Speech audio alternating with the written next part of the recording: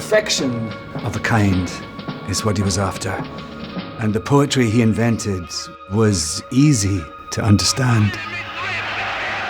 He knew human folly like the back of his hand.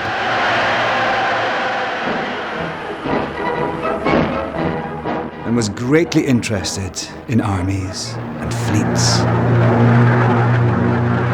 When he laughed, respectable senators burst with laughter.